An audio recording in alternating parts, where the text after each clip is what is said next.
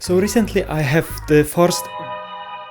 I asked my cousin to watch Jujutsu Kaisen with me, and with that the opportunity struck to make a video about stuff that you probably don't remember from first season as it came 3 years ago. So here I am to give you a helping hand in enjoying season 2 without having to wonder who the hell is this.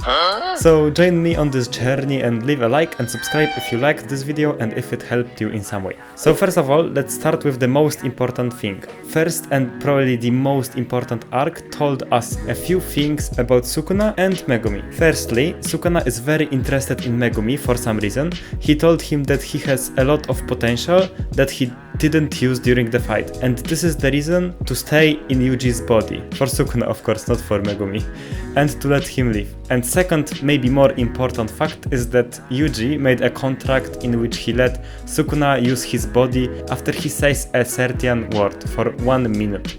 And Sukuna can do anything he wants, but he can't kill or injure anyone during this time. Also during this arc, we got to know a little bit about the main expansion, so we'll probably see some wacky stuff from Sukuna that won't be very pleasant to our main cast. And speaking of which, our main cast consists of these few guys. Gojo Satoru, the most powerful Jujutsu sorcerer who is fed up with how the Jujutsu world works and wants to change it with the help of his very promising young students. Fushiguro Megumi, our main character's friend, who is the user of shadow technique, which lets him summon powerful curses from his shadow. His motivation in becoming a better person and a Jujutsu sorcerer comes from his love for his sister. He also became a sorcerer for her because she got cursed, and he wants to save her, and now he wants to save anyone who is close to him, so you go, man. Now let's go to Kugisaki Nobara, also our main character's friend and a user of straw doll technique, which lets her attack her opponents with only a part of their body. She has one obvious motivation, which is to live in a big city, and second one, which isn't so obvious or talked about in the show, just mentioned, and it has to do something with Saori-chan, a girl she knew back in the village and who got bullied out of the village, and she really liked her. And now the most important, Yuji Itadori, our main character who is also Sukuna's vessel. He uses simple technique, focusing on his inhumane muscle power. His motivation comes from his grandfather, who told him to save as many people as possible, and he also wants to make sure that everyone has honorable deaths. Now that we have this behind, let me tell you some other stuff that I consider a little bit important.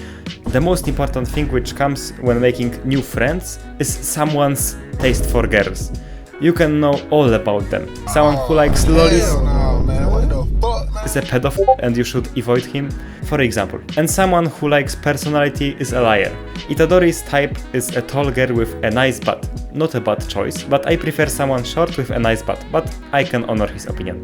The most powerful Jujutsu technique is domain expansion, a technique which guarantees its user to land every hit on their opponent.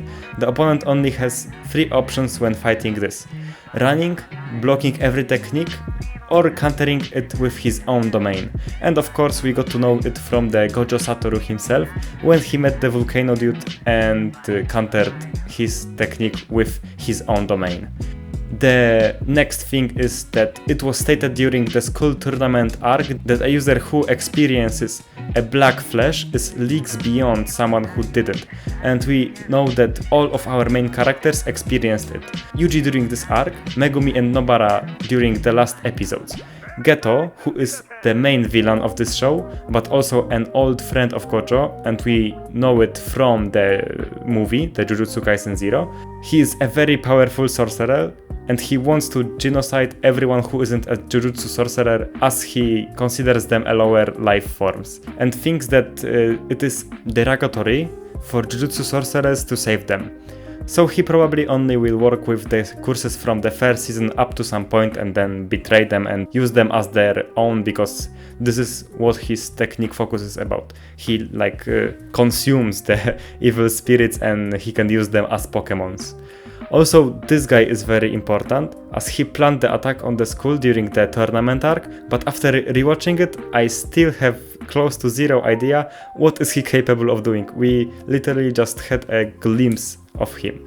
And it's because of Itadori that a lot of curses have awoken. So he has to live with the thought that he is responsible in some way for the death of a lot of people, even though he wants to save them. And something about Jujutsu Kaisen 0 is that it was Yuta who cursed Rika, and they are both a descendant from a super OP Jujutsu family. Also, Yuta is very OP Jujutsu sorcerer, as he is a special class just after joining the school.